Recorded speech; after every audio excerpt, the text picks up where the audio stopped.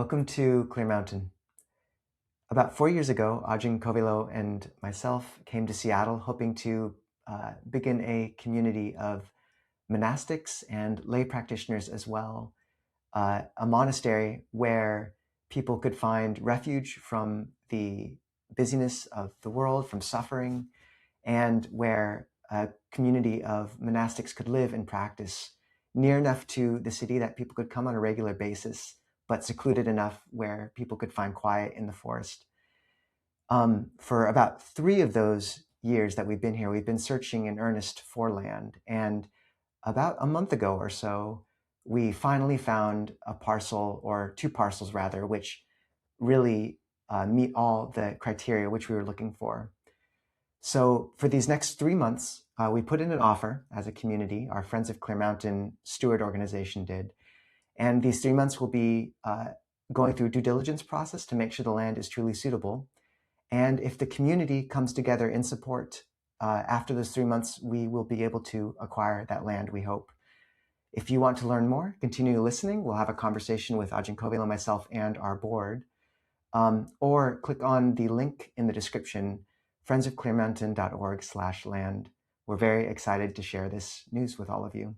So this is the beginning of a presentation we've put together about the story of Clear Mountain leading to the land, and then a more broad discussion to really, we want to keep the ethos here of just really keeping the community informed about our process, the steps going forward, and the care we're taking with this enormous step for Clear Mountain.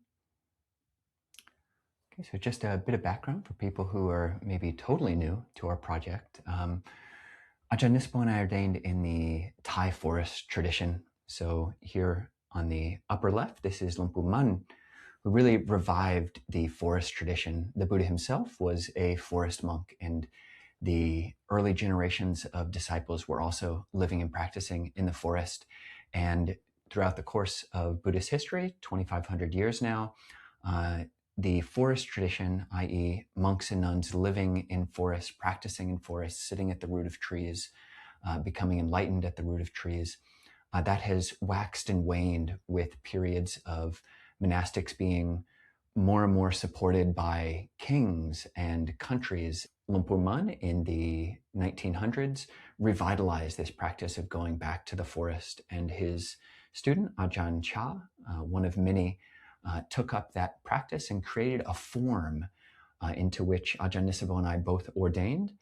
Ajahn Pasano, the Caucasian monk there on the bottom, was a direct disciple of Ajahn Chah. He was the monk who I ordained with at Abhayagiri Monastery.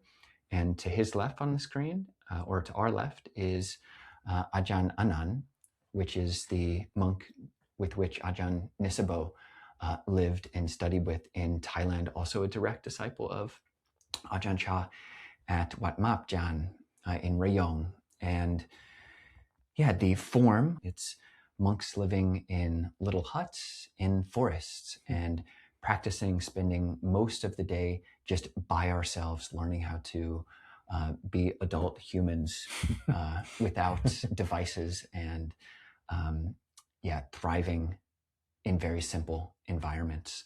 So that's the tradition from where we came from. Other elements that attracted us and inspired us in the tradition, the Thai forest tradition ascribes to most of the rules which the Buddha laid down. Well, all the rules the Buddha originally laid down. We don't touch money. We don't use money. We live on faith. And every morning since coming to Seattle, even, we, most mornings go for alms at Pike Place Market. And really, the Dharma in our lives are offered freely to this practice and these teachings. Though Clear Mountain isn't a formal branch of the Wat Pah lineage, our teachers pictured here and others we will name or could name, Ajahn Jayasaro and others, are profoundly important to us, and we deeply venerate them and hope we're carrying on their legacy with care.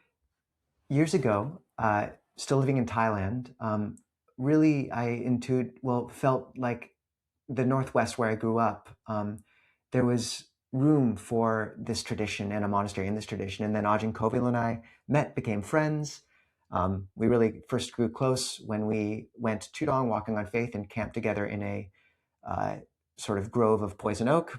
and not always the best beginnings, but it worked well. And in the end, 4 years ago, put out the intention to come to Seattle and see what would happen. Our goal was to provide a home for a community of Buddhist monastics, monks who can give inspiration and instruction in meditation and spiritual matters, provide a free refuge of meditation, community, and peace to all who want to come, regardless of religious learning. We don't charge for teachings in this tradition. We expect nothing except, hopefully, that people really try their best to purify the heart and cultivate love and wisdom. Help address society's current crisis in meaning and mental health. We see these teachings as more relevant and important than ever. Bring people in close contact with the natural environment and preserve the forest.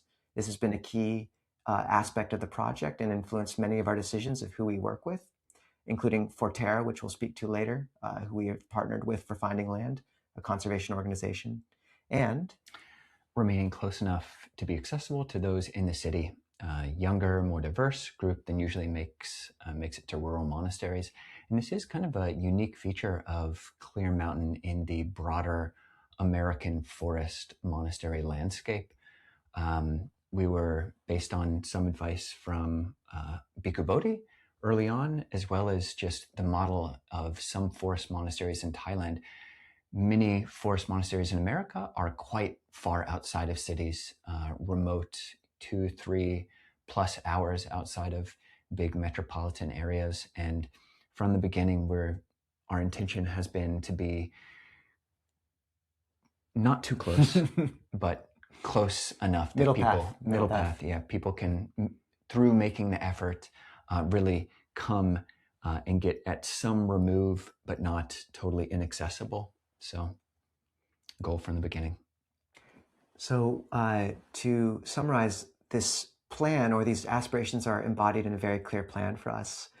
Once we acquire land, hopefully in 3 months, if all goes well and the community comes together, we'll begin with a multi-purpose hall where people can gather, share a meal every morning, offer food to the monks, and also eventually this would hopefully feature a room for kids to play in while their parents meditated, etc., a library, a shrine room for question and answer sessions for meditation, a small place for people to heat up food where they could share.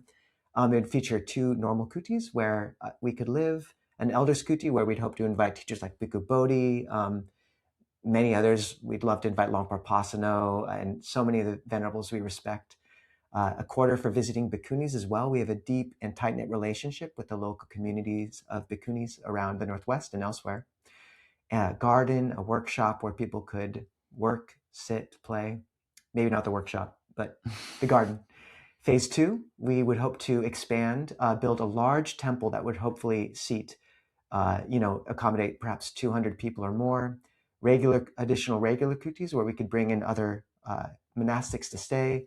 More elders kuti, a sort of bhikkhu commons where bhikkhus could stay in seclusion, but with from the wider community of laity, but also with one another, having a sort of nexus of community. A columbarium where people could store the ashes of those who had passed away. And finally, phase 3 would be a much larger vision. Yeah, and this is a project which we're hoping will last for generations and generations. We're hoping this is a monastery, a place, a sanctuary for hopefully centuries. So phase 3, which might be in 10 years or maybe completed in 20 years, we might in total have enough small huts or kutis for 20 monastics, and then also older monastics, as monastics are humans and we get older as well. We do. So, it's true. Yeah. And sick. We get sick too. So we won't sort of spend too much time on each of these visions because we do want to bring in the board soon, but effectively the monastery would facilitate connection with Sangha. We would have these little huts, we called them kutis, eventually for 20, and a few for elder monks or senior monks who we would really want to bring to bless the community with and give a comfortable abiding to, as well as bhikkhunis quarters for visiting bhikkhunis. Yep, this is a small kuti in Birken Forest Monastery. We won't have as much snow. We probably will not have that. More rain. Rain. And of course, connection with nature. This is a huge part, as you might guess, of the forest tradition. Any forest tradition we'll have trails around the monastery where people can come, and even if there aren't formal group meditation periods, people can just come and learn from nature, learn from walking around. On the road past the property that we're looking at, there's actually a whole nature preserve that people can explore as well. Rattlesnake Lake, Rattlesnake Cliff Ridge. So, and the land we're looking at is a total of 90 acres, so there's a lot of room for forest walking and trails there. We would hope the monastery could facilitate connection with community, which we see as a great missing piece of both society today and Buddhist circles as well to some extent. So we'd have this multi-purpose hall where people could gather, share food together, really come together and connect with other Kalian and Mintis spiritual friends. And once again, the garden and forest would allow people to come together and work, the columbarium to remember those who were deceased. And the small kitchen, the idea why it would be small is that we are hoping that we can go on alms round on a daily basis. So it would just be a place where people could bring in food to offer as supplement to the main alms. So yeah, the main temple, which would probably be in phase 2, would be a large temple. We're thinking maybe 70 foot by 70 foot, quite big, and hopefully noble silence. So it's a place where people can come and just sit. We would have Dhamma talks there, but outside of that, it would be just a sanctuary for silence. Pujas means a devotional practice where you can do chanting and meditation and celebration for the most part. Right now, these days, we've got between maybe 70 and 100 people coming to our Saturday gatherings. And there might be some transition where that goes up or down when we go out to North Bend. But there are Buddhist holy days throughout the year in which a large hall like this would be able to accommodate many more people. And these are grand visions. It's a large temple we're thinking of. And we're quite happy in small huts, and we feel we owe it to the future of this community at large to make room for it. And honestly, after 4 years, we are already reaching attendance of nearly 100 people in a gym. So we think after another 10 or 20 years on a beautiful piece of property, we want to make sure we can accommodate the community that might want to come find refuge there. And we would make these teachings available, as we have been so far, through hybrid means as well, so that those not living in Seattle wouldn't be cut off. And this is a mock-up drawing, but outside the window there of this sala, that is Mount Sai, S-I, which is short for Josiah. But just so everyone knows, that's the mountain that we would see from the land. And in Thai, Sai means clear. So it's already... Clear Mountain. Clear Mountain. It was made to be, maybe. Yeah. So finally, we get to introduce our board. Just to give a little context, monastics, we aren't allowed to use money or touch money or give orders about money. So years ago, Abhayagiri Monastery took a lot of care to organize a really amazing nonprofit structure modeled after the monastic lay relationship. We have our monastic nonprofit, Clear Mountain Monastery, which does not handle liquid funds. It holds buildings and land for the Sangha. We also have a lay steward organization called Friends of Clear Mountain, which is guided by the monastics, but specifically directed by our board of directors and lay people who both provide their expertise to the project, but also handle and vote on liquid funds and basically donations, stewarding them with care such that the monastics maintain an appropriate distance from them. But we're also being very careful to use donations responsibly. So without further ado, if our board can unmute themselves one by one, maybe we could first introduce Jotikārā, Kim Tull-Esterbrook. Jotikārā is her Pali name. She's our president. Kim, would you say hello? Hello, everyone. It's an honor to serve on the board, my fellow board members. it's been a real delight to be a part of this project over the last several years.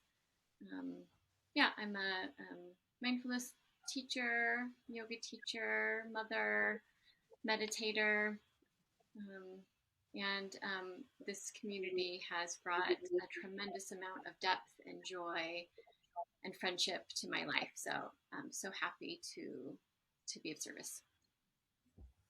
Thank you very much, Kim. And to our vice president is Steve Wilhelm. Steve, would you mind unmuting?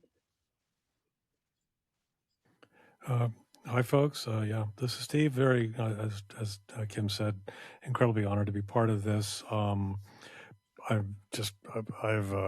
served on Northwest Dharma Association for many years, so I've kind of a big network of other sanghas in the region in Western Canada, and also teach through Eastside Insight and Seattle Insight. Teach the Dharma and edited Dharma books, and so used to be a journalist, and this is kind of what I do is Dharma in my post-working days. So it's very happy to be here. Thank you so much, Steve. If we can then introduce our treasurer, Alison Thomas.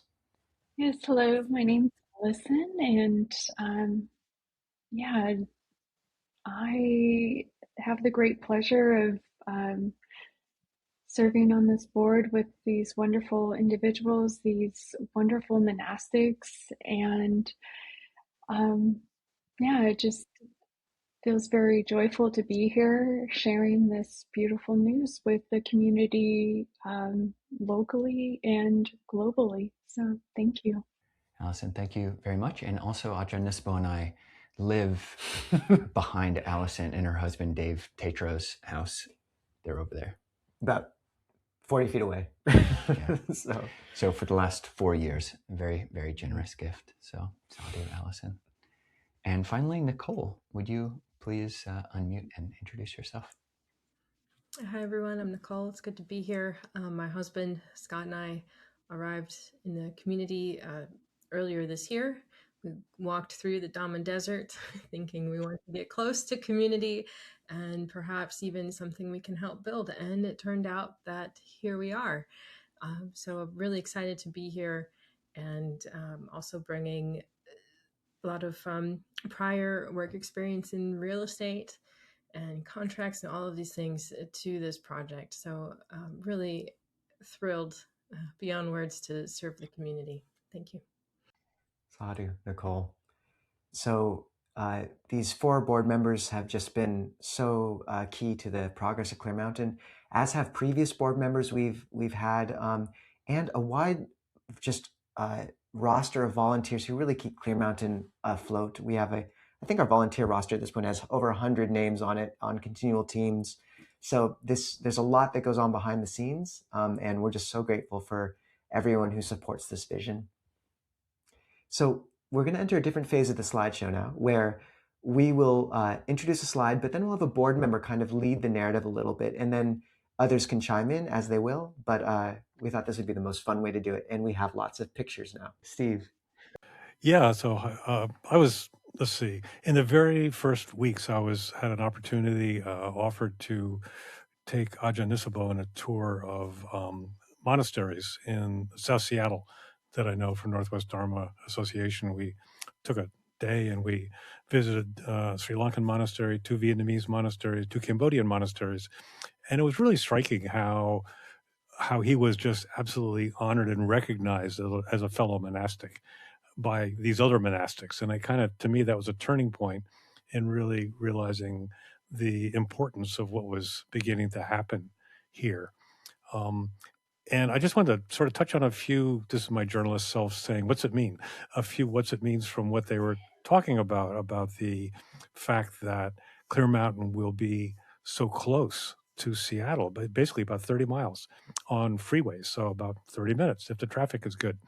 So this will be perhaps the largest Buddhist monastery, forested Buddhist monastery in close proximity to a major city in North America or in Europe.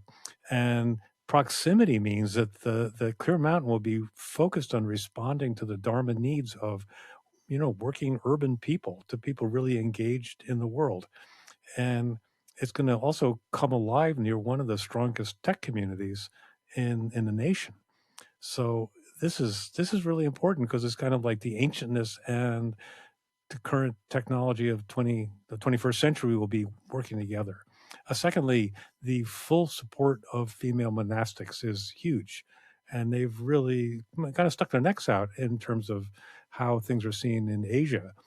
Just turning the wheel that there will be full recognition of full equality of female monastics and male, and this will make Western Washington a world leader in gender equality in the Dharma, and this has already started to happen because of the incredible welcoming, embracing attitude, equalizing attitude of these two monastics. There's now a Bhikkhuni Vihara in Olympia and one in Port Townsend, meaning female monastics. And these three entities, this monastery and those two viharas, work in complete harmony and equality and mutual support. So that's extraordinary, very important on a global level. Thirdly, the interweaving of nature and Dharma, which is at the heart of Thai forest tradition, and there's a huge history in Thailand of monasteries preserving little islands of forest. And in a sense, that's what Clear Mountain is going to be doing with almost 90 acres, to be able to offer nature and Dharma interwoven to people. And these will be, a lot of the people who are in the Sangha already, they're in tech world. Their world is, binary code and AI. And to be able to be around trees and living things in places where we saw elk when we were first there, a real heartland of nature and Dharma together will be more and more precious in the decades to come. So it's super important. And then lastly, the fact that this is from my Northwest, I've been on the board of Northwest Dharma Association, and I've edited a newsletter for 13 years. And this whole region so there's several hundred sanghas, several hundred Buddhist groups in the greater Northwest and Western Canada, all of whom, to varying degrees, know of each other. There's an enormous amount of contact between different Dharma groups in this entire region. And as Clear Mountain develops in coming decades, this will become a nodal point for this harmony and Dharma in the region, a place of innate support for all other Buddhist sanghas. But because of the land and the footprint, it's going to be a great safe haven for many people who have to practice, just in small houses and temples and living rooms all over the area. This will be a central place. And kind of in the purity of the monastics Vinaya held by that. And I guess the last thing I wanted to say, because, how we came to where we are has been, in terms of finding land, has been indeed a project right from the very start. And the first couple of years we did it, we worked on it by networking. We did a whole lot of, we had various teams. Kim was on the team at one point, and different other board members, first reaching out to the Dharma community, just talking with people, like, is there land available? What do you know of? We did a whole bunch of that. We ended up contacting almost all the camps. There's a whole bunch of like summer camps and religious camps all through the region, and we were dialoguing with all kinds of leaders of those places in case anything had opened up or they knew of something. We were in constant dialogue with the the Catholic Archdiocese, the Episcopalian Archdiocese, so way up in the religious hierarchy, just, searching to see if they knew of anything. And after a while, it became clear that a new approach was needed, and I will now hand it to Alison. And before we jump into that, actually, that sets the ground perfectly, but would anyone else on the board or Ajahn want to just say anything else about the sort of path of Clear Mountain from the beginning to now? Steve did an amazing rundown, so there's not too much more I think that needs to be said, but just wanting to open up that chance. Yeah, anybody on the board? I might just say that, we came to Pike Place for our first alms round, and the first day I went there, no one knew I was going to come, and 7 people offered food spontaneously. And since then, I don't think we've really gone hungry one day on alms round. And it's sometimes felt like Dharma, sometimes, well, always like Dharma, but sometimes like Devas. And we've really been held by generosity through this whole thing. We've never, we don't ask for anything for these teachings. We've existed in a space of generosity with our gatherings. The religious community of St. Mark's has just offered their space to us. It's been astounding. And Seattle's the most secular city in the US, which meant we really didn't know how it would land, but there's been such an upwelling of warmth in the younger community, in a really diverse demographic of people that are hungry for a spiritual center, and that's been very heartening. We've also gotten to welcome, as Steve mentioned, our Bhikkhuni siblings, which has been wonderful. At this top left of the photo, you'll see Aya Nandabodhi and Aya Santusika next to Longpa Pasano. We've gotten to honor sort of the project with visits from teachers who we deeply respect and admire. You'll see Tanajan Jayasaro in that center photo for our whole community welcoming him. And Longpor Jundi, I believe, in the bottom right, visiting Ajahn. So it's just been astounding to see how much beauty has come forth to welcome this particular flavor of Dhamma in the Northwest. Yeah, and this one in the middle on the bottom is actually us. We led a group of 30 pilgrims to Thailand 3 years ago, and almost certainly we'll do that again. Certainly if and when we get this land, we'll lead a group of 30 was a lot. But yeah, we pilgrimage in Thailand where the roots of the tradition are, and then further back into the roots of India as well. And as you can see here on the bottom left, this is our robe offering ceremonies every year. And there's a lot of people, so we're kind of bursting at the seams. And the final thing to mention is Steve talked about the interweaving of the modern tech and the ancient tradition. And it's really been our ethos. You know, the Buddha spoke about pray speaking the vernacular of the land you're in. And in this day and age, the digital is the vernacular to some extent. So our ethos has been to keep as pure teachings as we can and holding that core to ripple them out via these hybrid means to make it available to those who don't have a monastery nearby. And honestly, it's been very meaningful to see that that's been significant for people. So we're hoping that this monastery is a blessing to not just those in the Northwest, but to those everywhere around the world, to see these bridging of communities, of traditions, and more. That first summer, because people may not know this, that first summer, it was such humble beginnings with Ajahn Nisabho sitting in the grass with 4 or 5 people in Lincoln Park in West Seattle, and then maybe a dozen people in Volunteer Park. And of course, this was summer. And so one thing that was just beautiful and sweet and tiny, but also this was summer and we were aware that, rain was going to happen. So couldn't do it in the park indefinitely. And then when we did set up a meeting with Father Stephen Thomason he's the dean of St. Mark's Cathedral. And he was just unbelievably I didn't, none of us knew it was going to happen. It was me and Ajahn Nisabho, but he unbelievably open about, oh, sure, yeah, we can do that. And they offered us a space. It was incredible. So just a kindness that's made this happen is so amazing. He also offered me a granola bar and wrote a check to Clear Mountain. I couldn't receive the checks, but Steve did. And I also couldn't receive the granola bar because it was afternoon. So Steve did. Way to go, Steve. I'm happy to serve. and also, but Ajahn Nisabho was also talking about centering prayer, just like his incredible ability to connect with people in ways that are heartfelt for them. So that was amazing to watch. Howdy, Steve. Alison, please. As Steve mentioned, there was a lot of networking that was occurring in the initial beginnings for looking for land. And then we also had simultaneously a community member who was a real estate agent that was helping us out and organized some field trips for us, which we did go visit. But I think the first of it being in the summer of 2022, then nothing was really coming up just with the looking at Redfin or Zillow.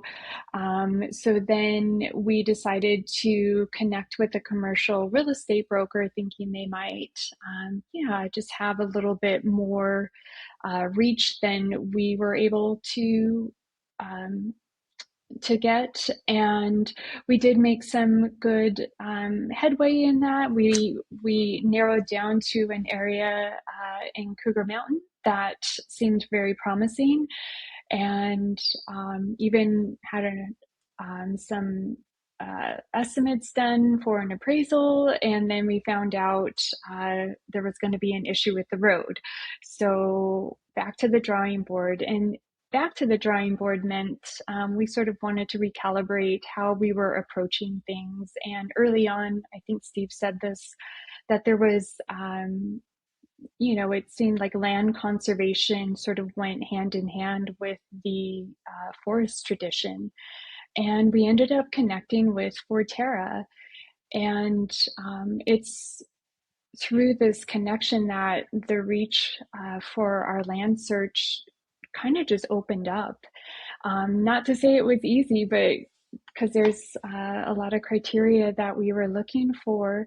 But yeah, a lot of possibilities were starting to come forth, and we did focus on another parcel in Cougar Mountain, but once again, we found out the road was a challenge. So we were very delighted to find this new piece of land that we have put an offer on, because it seems we will not be fooled a third time that this road is going to support fire access. So yeah, it's been a lot of energy, a lot of people that are not on this video, but definitely so many people have contributed towards bringing us to this point.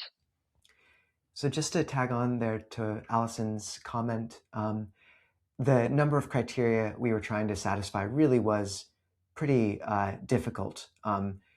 Close to Seattle, access for fire truck and fire access so that we could have a large public building, forested, and so on.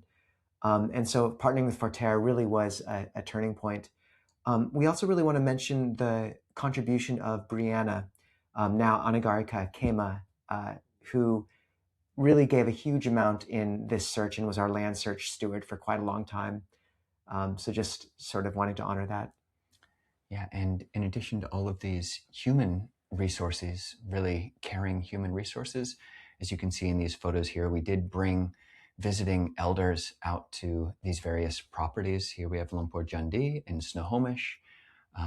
We brought Ajahn Jayasaro, Lumpur Pasano, Ayya Santuska, Lumpur Damrong, Lumpur Kun, Ajahn Moshe, Ajahn Yanako, all out. And in each of these visits, 3 or 4 or 5, we're chanting and kind of inviting the devas is one chant that we do to just invite any beings of light or any beings that we might not be able to see to help this search and help the whole process. So yeah, we're trying to call in any resources that we can. Which brings us to land found in North Bend. And we're going to play the video. That was America. And this is Washington. And that's North Bend. And here we are. It's a great video. And here's a closer video, or a closer picture of the parcel. 2 50-acre parcel and a 40-acre parcel. So 90 acres total. And back to Alison. Yeah, so it is 2 parcels, and I'll just want to say that working with this group here and also others, it was many weeks of negotiations. They were 2 different sellers, and I really got to see how well practice can show up in negotiations. It really, patience has been the key for this search. Yeah, 2 adjoining parcels, totaling about 90 acres, about a 40-minute drive from Seattle. It's beautiful forest. There's a stream, view of a Mount Si, and I'll just say I've been to a few of the pieces of land that we have been looking at, and right when I walked on, it just felt like this is it. Like, it just felt very right. I immediately felt like I was at home and that I could just envision my spiritual family there with me. So it was really sweet to arrive there. Yeah, and the practicalities is that there's enough land for buildable land to accommodate the full vision of Clear Mountain. And again, we keep pointing to these wide enough roads to accommodate fire access. It's very important. And yeah, and what's also really special is that the monastics are going to be able to walk for alms. It's within approximately a mile. There's an alms resort and there's a lovely little restaurant there. It's called South Fork, I believe. And yeah, and so also just kind of going back to this conservation aspect, there is an element of where we may be able to recover some costs through future conservation easements. So it's kind of, we get to preserve forest and as well as, try to steward these funds as thoughtfully and as stretch them as far as we can. So it's kind of, I don't know about win-win. That doesn't feel as pretty to say, but it's a good fit. So thank you, Rogers. Would any other board members like to chime in on any of this?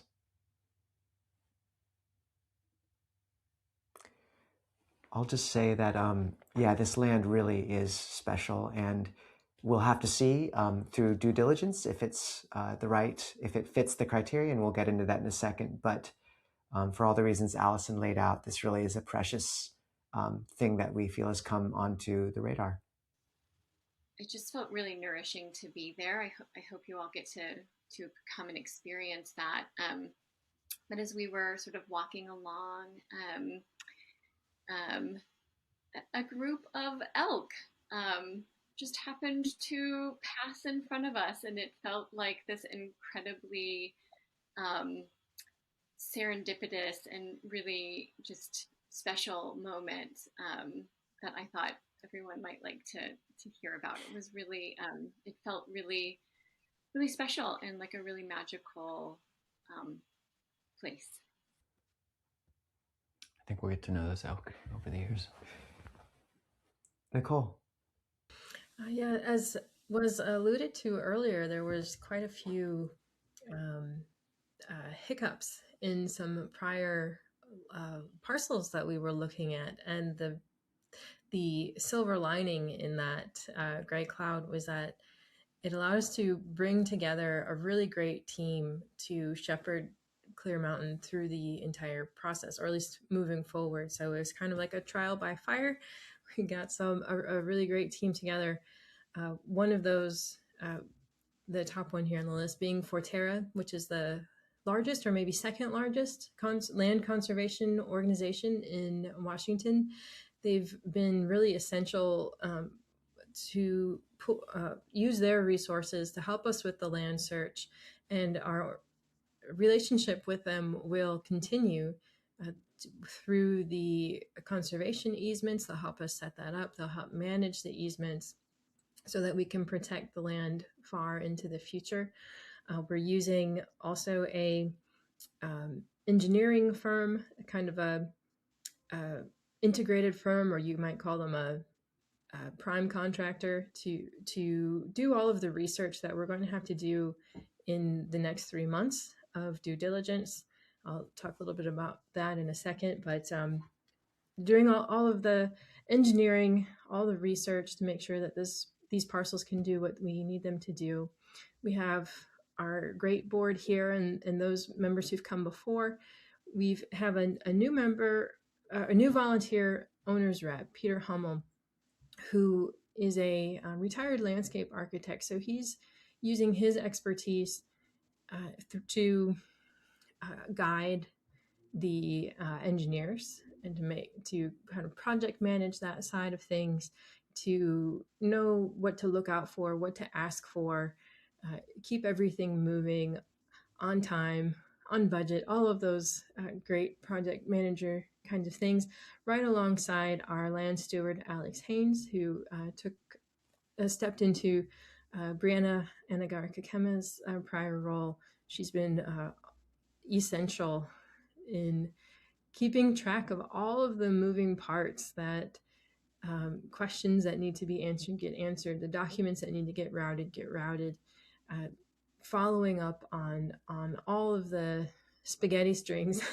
that make up this big bowl of a project. She's essential. And if you see Susan around in the community, Susan Tilak, she has been great to visualize, to do a little bit of programming of what size buildings are we going to need for how many people, and what does that translate to in onto the footprint of the land, and can we start to visualize that with the topography and things like steep slopes? Can we work around wetlands? Is there enough to do what we need to do? And she has been so central to that program. And Hayden Robinson is another architect consultant giving us advice. So if you see Peter, Alex, Susan, or Hayden in the community, please tell them thank you. They have done so much silently in the background. And so moving on, what's going to happen in this next phase, the 3 months of due diligence, is a really deep investigation to determine if the land can accommodate the future monastery, that 3-phase vision that we talked about earlier. So things like, is the soil buildable? Can we put a septic tank on it if we need to? Will it hold a road? Will it hold a building? Is the road wide enough? Can we get water and electricity here, or how are we going to get it here? These kinds of questions, many more questions that also county approvals. There's so many permits and approvals that have to happen, and can we get it done, or at least does it look good that we will be able to get it done, so we can do all of these, build this beautiful community that we're wanting to build. If everything checks out okay, then Clear Mountain will close on the property and we can move into the design and build phases, starting with a place for Ajahn Kovilo Nisabho to live. And we can also designate the conservation easements, which will eventually help to fund the building phase, as Alison mentioned. And in the meantime, we'll still be meeting weekly at Skinner Auditorium while we build the monastery as we can. Yeah, I appreciated that last bullet point we put in there, the whole building the monastery part. But so thank you so much, Nicole. And Nicole stepped in as secretary and before that as our land development lead. So has just served as such an essential bridge in really taking the care we need for a purchase of this scale and a step of this scale. Would any other board members like to contribute, or Ajahn? Just a tiny thing. One other bullet point we need to have there is just like keep trying to be good monks. Yeah, that too. Continue progressing towards awakening if possible. Maybe so. So I had the great opportunity to go on pilgrimage to Thailand in the fall, meeting with some extremely highly awakened direct disciples of Ajahn Chah. And what was striking was that they were extremely aware of what Clear Mountain was doing, very, very interested, a real sense of great respect for what was happening in North America and the significance of it. And, you know, there's an acknowledgement that so many Western practitioners are really deep practitioners. And this, I think, I had a real sense of a lot of appreciation for that and the way that this, you know, this 2,600-year-old tradition is coming alive in the West. And Clear Mountain is an incredibly important part of that. And I was really struck by just the respect and interest from these extremely senior people. There's no sense of like some silly things happening in America. It was like really listening, very interested, really supportive. So that's just powerful. Thank you so much for adding that, Steve. Kim, Jotikārā, would you finish with our final slides?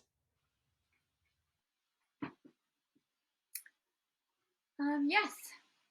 So are at how you can help us complete this process. So just wanted to let you know some ways you could get involved, get your questions asked. So for the next 3 months, the monks will be hosting some sort of question and answer sessions for people to jump on and ask questions, get a little more information about the land and the process. So after the normal Wednesday Zooms, they will stay on at about 7:45 or so, and people can ask their questions. In addition, they're going to be having some field trips out to the land. So the intention is that the first and third Saturdays of the month after the normal gathering, around 12:30 or so, we might be having some times to take some field trips out and visit the land. We might hold some pujas, some chanting, some meditations. I'm sure that there will be some volunteer opportunities, cleanup parties that might happen at the land as well in the coming months.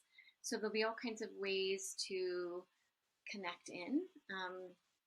So just, dedicating the merit of your practice to this beautiful project, as we've said, which will, hopefully really become a refuge for this whole region for generations to come.